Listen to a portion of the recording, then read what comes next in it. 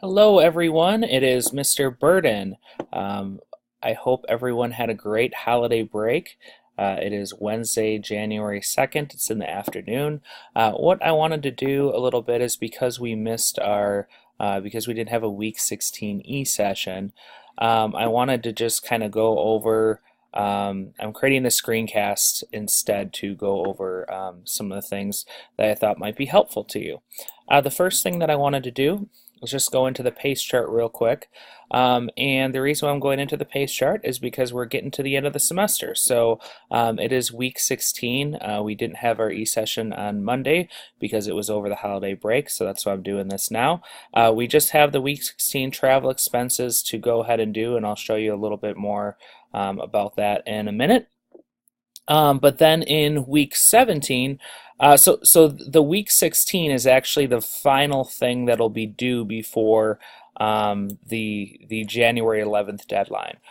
Friday, January 11th, so that's not so yeah, Friday, January 11th, no later than 11:59 p.m. that night, you must have all your work done for weeks 1 through 17. So after that point, I will not be accepting any more work during that time from weeks 1 through 17. The only thing that you can submit after that is the exam, which is actually a 2-week project. So you start it in week 17. Okay, but you don't have to submit it until week 18. So that's what I mean when I say that the week 16 stuff is the last thing that is actually due by the 11th. However, you should start your week 17 work during week 17. It's just not due until the 18th. Some students have begun working on that already. I definitely encourage you to go ahead and work ahead if you feel ready. I feel like you have everything that you need to know to successfully complete the final exam right now. So I will go over the directions and everything in next week's e-session, but like I said, definitely encourage you to go ahead and work. And then this final project right here is due Thursday, January 17th. So that's the final day that you could submit the week 18 work. All right, so one of the things, so let's just go into here real quick. Basically, the biggest new thing that you're going to be learning for this week is how to create a chart in spreadsheets. So I have this tutorial here. It's actually for LibreOffice, which is like essentially a free version of Microsoft. I think they do a really nice job here, so I very much encourage you to go ahead and watch it, but I'll kind of give my own version of this as well. So the first thing that you should know when you're going to create a chart is what type of chart to use. And so check this out right here. I would say probably the first 3 or 4 are going to be the most common ones that you're going to use that are listed here. So a column chart is good when you're comparing data. Okay, it's also called like a bar chart. That's kind of like up right here. Completing data. A line chart is when you want to see how things like change over time, because that'll take things like kind of up and down. So if you want to do some sort of comparison about how things are changing over time, do that.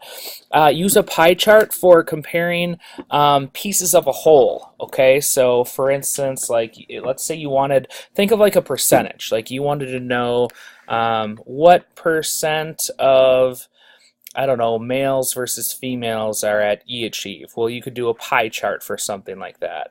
Or you wanted to know out of all the students at eAchieve, what are the percentages, the percent that made, semester 1 honor roll. Okay, so when you want to get a part of a whole, or you're looking at percentages, pie chart is going to be the best to know, like, a percent of something. So kind of like, it's called a pie chart because it's like, it's like you have a pie and you're looking at different slices, like how big are the different slices of this whole pie or this whole part.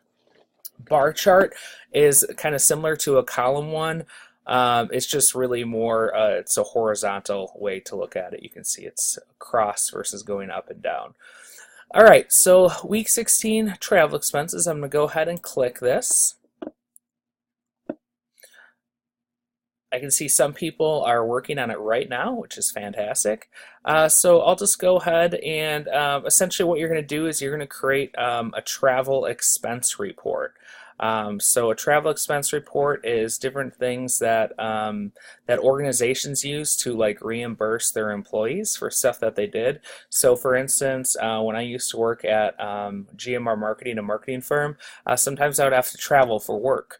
Well, a lot of they're not going to make me necessarily pay for all my own food and hotel and different things because it's a business trip, and they're not going to most organizations aren't going to require you to go ahead and use all your own money for it. But sometimes what happens is you use your own money while you're on the trip, and then they just reimburse you afterwards. You just fill out an expense report. So a very common thing, I would say almost any bigger organization has some sort of expense report, including the school district of Waukesha. The Waukesha district has something along those lines. So oftentimes to go ahead and calculate everything, people often use spreadsheet software. So what I want you to do, and you can follow I guess I'll read this first part here. Excuse me. So it says enter the information for the travel expense report for an employee. You can choose the business organization, the specific dates. You must have 5 dates. The employee name, destination, trip purpose, and item expenses. Your spreadsheet should have 10 to 12 item expenses. Your design, the colors, borders, font, style, alignment should make your data easy to read and have a professional look. The design does not have to be identical to the screenshot below. Then I have a couple other stipulations. One, be sure to have the top 2 rows, okay, of item expenses be number of miles driven and car mileage. So that'll make sense, I think, as you go ahead and move through the step-by-step directions, which are down here. Essentially, you're going to set up a formula where that's automatically how much you get reimbursed for car mileage is going to be automatically calculated using the number of miles driven and the IRS car mileage rate, which is up here. But you'll complete that. Essentially, how it works is you have to pay for gas when you're driving. So typically, what happens is the IRS sets a rate every year that says, hey, businesses, you can reimburse your employees. In this case, it's 54.5 cents per mile they drive, and that's how much you can pay them back for gas. Okay, and so I think like I said, it'll make sense as you move through this. But yeah, you're gonna go ahead and do this. Like in my example here, I'm a big Brewers fan, so I just kind of made my organization be the Milwaukee Brewers, but you can do it whatever you want. And then I had my employee, you might recognize the name if you're a baseball fan, David Stearns, that's their GM. And then you can see I filled in the destination and the trip purpose. They actually just had their winter meetings in December, which is kind of why I did it that way. But all of that stuff, like the travel expense, the employee name, the destination, and the trip purpose can be made up and make something that'll be kind of fun and interesting for you.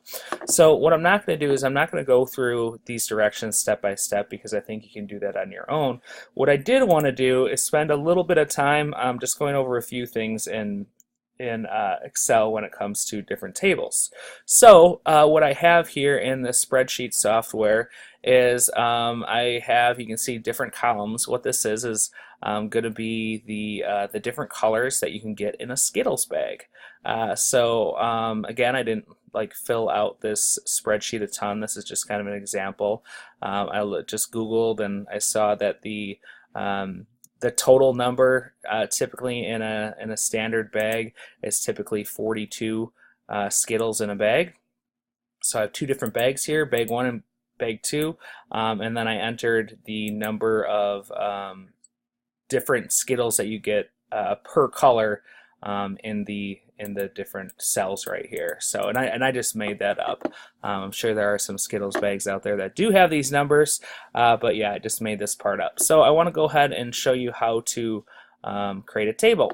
So one thing that you can do is a lot of people think that you just grab the numbers when you go ahead and you do this. You can also highlight before you make the table. You can highlight also the the the labels right here. So bag 1 and bag 2, and then also the colors, and it'll Excel and Google Sheets do a pretty good job of recognizing that those are just labels and not data that you want included in there. So I'm going to go in here, I'm going to go to Insert, and I am going to do a bar chart or a column chart. So here we go. I got the column chart. One thing that you want to always double check is you want to make sure that it's not grabbing data that you don't want it to. So for instance, I don't want it to grab the total. If I grab the total here, see how it throws everything else out. The number of Skittles for the purpose of my chart aren't very important in each bag, and it just would look, it throws everything else off. What is more important, okay, are the colors. So I have those highlighted. So then I want to go into, so just double check that, and you saw how I can go ahead and adjust that. You could also do it through the Select Data button right up here, and that's another way to choose what you want to show up in the chart. There's different chart elements. So you can go ahead and add your axes, which it automatically does, but you can see what happens if I go ahead and I get rid of the axes. So I want these different colors to go ahead and show up. You can also add access titles, okay? So for instance, on the bottom, I could put like colors in each. All right, maybe I just put Skittle colors. Okay, got that.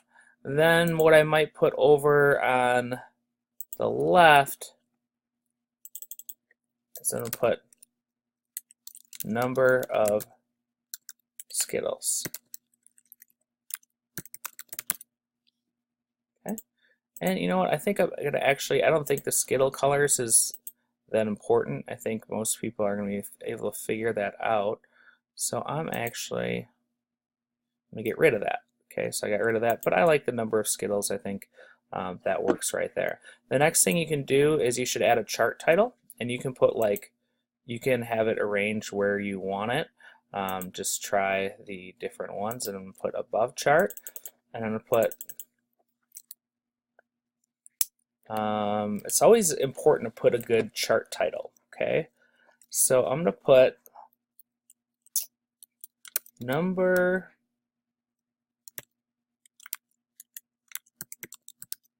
Skittles by color in a bag. Do I like that?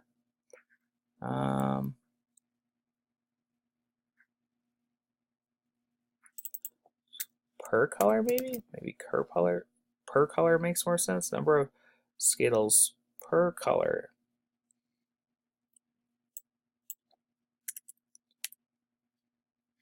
In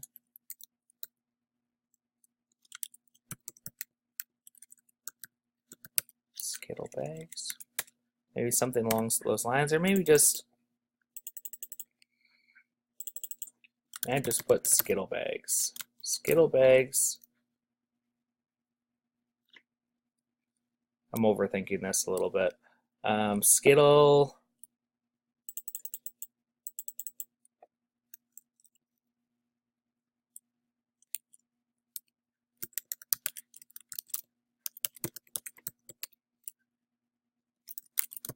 I don't know. Like I said, I think I'm overthinking this a little bit.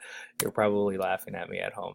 All right. Anyways, the main thing I wanted to show you was how to go ahead and put a chart title in here. Then you should also consider putting in data labels. Okay, so your data label, you can pick like where they show up. So I'm going to put these on the outside end, and what they do is you can see it actually shows the number for each one right above it, which sometimes I think can be helpful. And then there's some other things like the legend for me, it automatically shows up at the bottom, but you could put it, for instance, to the right instead. So there's different things, just kind of play around with whatever you think works good. So other things to go ahead and show you. I would say if you want to change the chart type, I mean, one thing you could do is you could just delete this. Okay, you could just delete the table and start over and do a new chart. But if you wanted to change it to, let's say, a pie chart, one thing with a pie chart is you only want to set the parts of a whole. So you wouldn't want to do like you'd only want to do one bag if you were going and doing that. And you can see that it even goes ahead and sets it up that way because it's not going to compare data if you're doing a pie chart. It's only going to look at like one set of data. I'm going to jump back here a little bit. Okay, jump back to a column. I just did edit undo. That's how I got that back up. The last thing I really wanted to show you was some formatting stuff. So some things that you can also do is if you double click, you can get this to pop up and you can actually like change colors and things along those lines. So let's say, I don't know, use your judgment a little bit. So let's say you wanted this to show up as red, or this one and that one. You see if I double click, it'll highlight just this one, but if I click on just well, now it's not doing it, but sometimes when I initially click on this, see how it highlighted all of those? So you just got to make sure, but if I click on this again, it'll only highlight that. Maybe you do something like, maybe you want to have it all red, or maybe you want to, the only problem is that doesn't necessarily distinguish between bag 1 and bag 2 here. So that's kind of the issue with doing something like that. But you can definitely play around with that stuff. You can go ahead and you could even change it in the legend so they all show up as red. I don't necessarily like that combination of colors, but I just wanted to show you some different formatting things you can change. You can go and you can click on the data in here. You can do things like, bold all the numbers. You could bold them and you could make them bigger. So really whatever you want to do, you can go in and you can actually edit things within this individual table. So I really think that's everything that you need to know for this week when it comes to how to create a table. Everything else that you need to do to succeed in this class is stuff that you've already been taught. Just make sure that you really follow these directions step by step. So for instance, I'm looking for the absolute cell reference. There's another part where it's like conditional formatting I want to see, which I demonstrated how to do in week 15. So just make sure that you follow these things. Remember, I have this example here for you to go ahead and look at. But yeah, really the whole point here is for you to be able to create something neat in Excel that is useful on your own. So I hope that this was helpful. Have a great week. Don't hesitate to email me with any questions. Remember, all work for weeks 1 through 16 essentially in this specific class is due no later than Friday, January 11th. And that's because the week 17 and 18, that's a 2-week project that is due by the end of week 18, but you can submit it beforehand, and I encourage you to do so if you'd like. Take care. Thanks for watching.